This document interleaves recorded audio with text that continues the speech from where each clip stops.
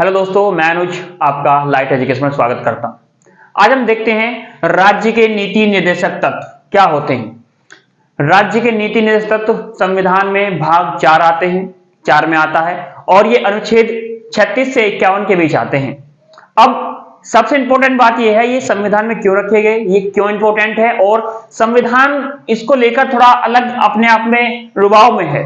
क्या इनको न्यायालय में चुनौती दी जा सकती है या नहीं। प्रत्येक आर्टिकल को मैं आपके सामने खोलकर रखूंगा और एक्सप्लेन करूंगा अच्छे से। और एक प्रत्येक आर्टिकल के बारे में हम जानेंगे कि राज्य के नीति निर्देशक तत्व हमारे लिए क्यों इंपॉर्टेंट है। चलिए वीडियो को स्टार्ट करते हैं। सबसे पहले हम देखते हैं राज्य के नीति निर्देशक तत्व कहां से लिए गए हैं। टेकिंग तो ये लिए गए हैं हमें आयरलैंड से। आयरलैंड से हमने लिए हैं। ये आयरलैंड एक देश है, वहां से हमने इसको टेक आउट किया है और आयरलैंड में जो लिए थे और ये 1935 के अधिनियम से लिए थे। 1935 के अधिनियम से लिए थे।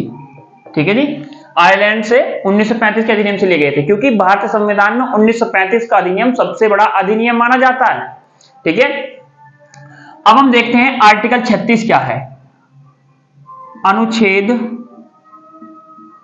36, इसमें स्टेट की डेफिनेशन है। स्टेट डेफिनेशन, ज्यादा कुछ नहीं है। उसके बाद आता है आपका अनुच्छेद 37। 37 आर्टिकल 37 सेज दैट अबाउट, क्या कहना चाहता है वो सुनिए। 37 ये कहता है जो राज्य के नीति निर्देशक तत्व हैं, राज्य के नीति निर्देशक तत्व, इनको न्यायालय में चुनौती नहीं दी जा सकती। इनको न्यायालय में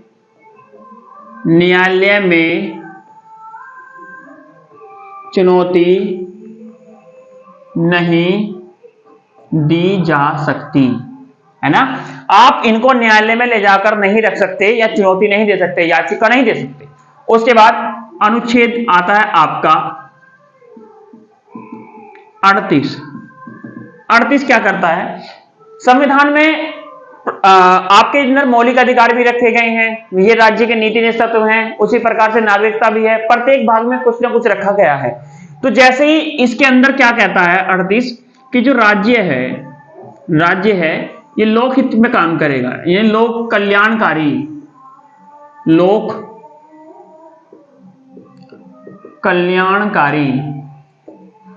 कार्य करेगा। राज्य क्या है, लोक कल्याणकारी कार्य करेगा, यानी लोगों के लिए कल्याण के लिए कार्य करेगा। एक कल्याणकारी राज्य की स्थापना, राज्य ऐसे प्रावधान लेकर आएगा कि वो राज्य के लिए कल्याण की बात हो। यानी मान के लिए मैं उत्तर प्रदेश में रहता हूं तो उत्तर प्रदेश ऐसी योजनाएं लेकर आए जिससे आम आदमी को उसका फायदा हो। उसके बाद आता है आपका अनुच्छेद 39। ठीक है, इसमें क्या होता है 39 में क्या है, जैसे कि मान के चलिए यहां पर कल्याणकारी की बात कर रहा है। ठीक है, अब यहां पर कर रहा है समान न्याय 39। अब इसमें क्या कहता है वो कि समान कार्य के लिए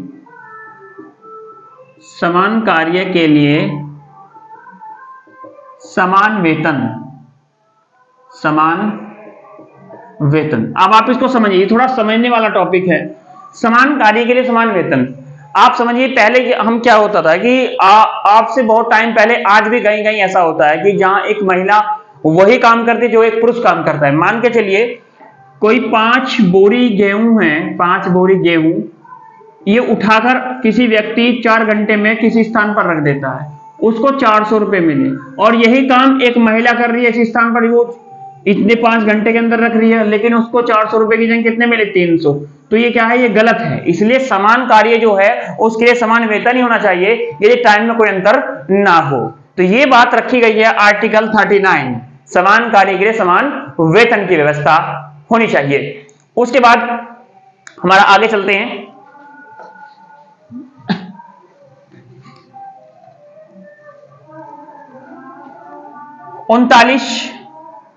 अनुच्छेद 39 क्या है, इसमें कुछ बात कही है।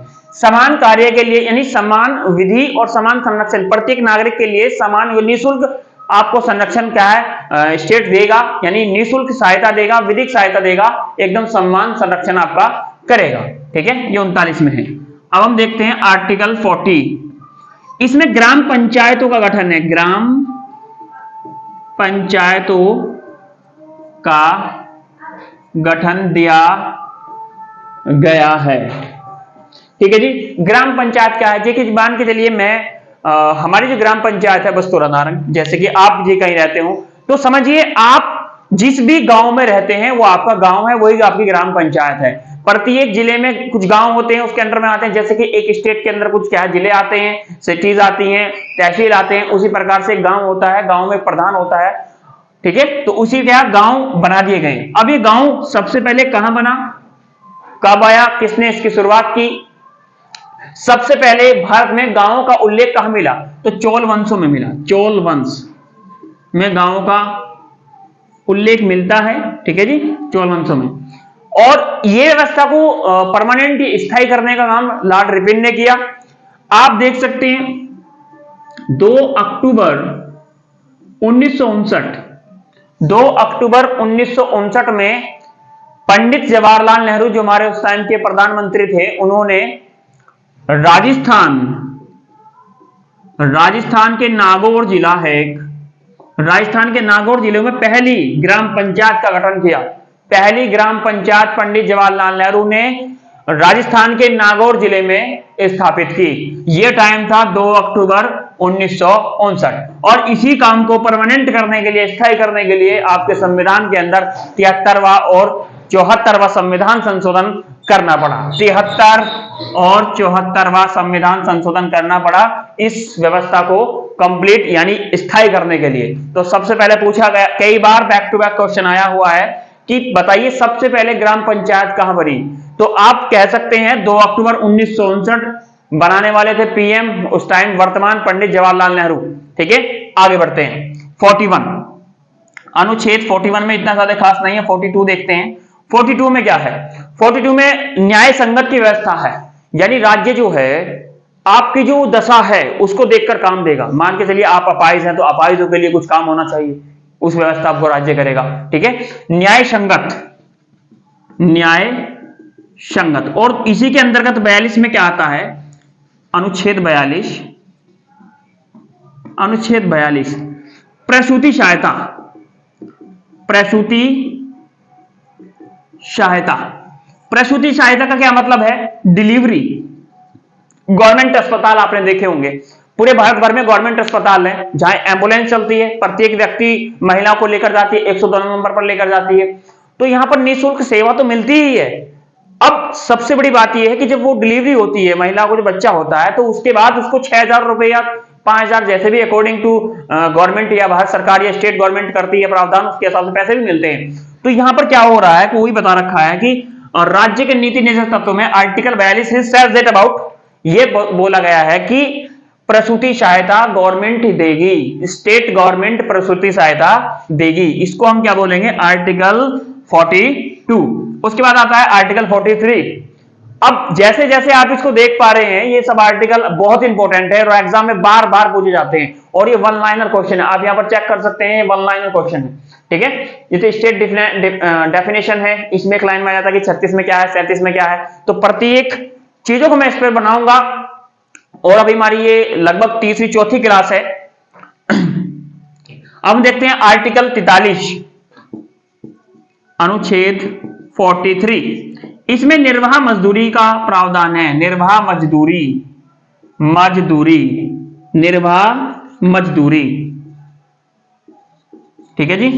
अब गवर्नमेंट निर्वाह मजदूरी का भी प्रावधान करेगी, यानी किसी भी आदमी को कहीं भी रोजगार मिले, मतलब उसको उसकी अथॉरिटी है, उसका मन है वो कहीं भी काम करे, निर्वाह मजदूरी का प्रावधान है। इसी के तहत गवर्नमेंट ने क्या है, मनरेगा चलाया है, मनरेगा। और मनरेगा क्या होता है? ये जो रोजगार गारंटी योजना जो स्टेट गवर्नमेंट या भारत सरकार ने चलाई है, इसमें क्या होता है, 365 दिन एक साल में होते हैं। 365 में से 100 दिन काम की गारंटी गवर्नमेंट लेती है। स्टेट गवर्नमेंट ये कहती है कि 365 दिन में से 100 दिन में काम दूंगी, यानी 30 या 90 यानी 3 महीने का काम गवर्नमेंट देती है मनरेगा के हिसाब से, ठीक है। तो ये किसमें दिया है, आर्टिकल 43। फिर आता है अनुच्छेद आपका 44। 44 में क्या है, समान सिविल कोर्ट की व्यवस्था है, सभी को एक समान सिविल कोर्ट की व्यवस्था है। आगे बढ़ते हैं।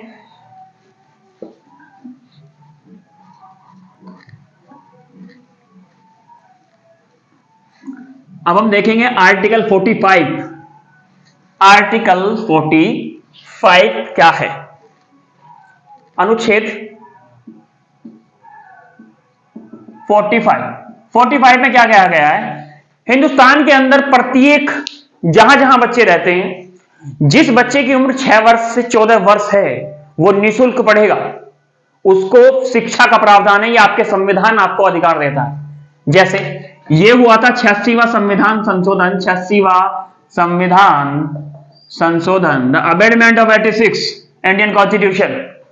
86वां संविधान संशोधन हुआ था, ये संशोधन ये हुआ था आपका 2002 में। 2002 में 86वां संविधान संशोधन गवर्नमेंट ने किया, हिंदुस्तान के संविधान में ये हुआ है। अब ये जो इसमें हुआ तो इसमें बताया गया जिस बच्चे की उम्र 6 से 14 वर्ष है, 6 से 14 वर्ष का बच्चा निःशुल्क शिक्षा हिंदुस्तान में प्राप्त कर पाएगा, ये प्रावधान आर्टिकल 45 में है। और इसके बाद जब ये प्रावधान हो गया तो ये लागू नहीं हुआ, लागू हुआ 1 अप्रैल 2010। 1 अप्रैल 2010 में लागू हो गया पूर्ण कंप्लीट रूप से। और इसी के तहत गवर्नमेंट क्या करती है, आप जाते हैं पोषाहार है, आंगनबाड़ी है, आंगनबाड़ी की व्यवस्था भी इसी आर्टिकल के तहत होती है, ठीक है। तो ये इसके अंदर 45 के अंदर ये किया गया है, ठीक है। उसके बाद आ जाता है आपका 48, 46, 47 में इसमें कुछ हाईलाइट बातें नहीं है। अब हम बात करते हैं अनुच्छेद 48। 48 में क्या है, अब जो राज्य है, अब मान के चलिए उत्तर प्रदेश है, इसमें मैक्सिमम लोग किसान रहते हैं, तो गवर्नमेंट का क्या कोई अधिकार ये भी है कि वो किसानों के लिए कोई काम करें, ठीक है, बिल्कुल। इसमें बताया गया है आर्टिकल 48 में जो कृषि है, एक तो कृषि हो गया, एक पशुपालन हो गया, पशुओं, एक कृषि और पशुओं के लिए गवर्नमेंट काम करेगी। यानी कृषि के अंदर गवर्नमेंट नई नई तकनीकें लेकर आएंगी, किसान को अवेयर करेंगी, नई नई तकनीकें बताएंगे कि हम ये लेकर आए हैं, या आप इसको कम दाम में, एक चीज को कोई बीज खाद है, इसको कम दाम में खरीद कर आप अच्छी फसल पैदा कर सकते हैं, या ये वाली फसल बोइए, अलग अलग स्कीम लेकर आएगी। तो ये गवर्नमेंट की ड्यूटी होती है कि वो समय समय पर नई नई तकनीकें लेकर आए और गवर्नमेंट प्रत्येक किसान तक ये पहुंचाए, ये गवर्नमेंट की ड्यूटी होती है। क्योंकि किसान इतना पढ़ा लिखा तो होता नहीं है, वो पढ़ा लिखा होता तो वो इंजीनियर बनता या डॉक्टर बनता, वो किसान ही क्यों बनता। आप समझिए, खैर ये भी जरूरी नहीं है कि किसान बहुत आगे है, और ये बहुत ही अच्छी बात है कि बिना किसान के आप किसी देश की कल्पना नहीं कर सकते, क्योंकि हमारा का पूरा इकोनॉमिक सिस्टम मैक्सिमम कृषि पर आधारित है, और कृषि हमारी इकोनॉमिक्स में बहुत बड़ा योगदान देती है।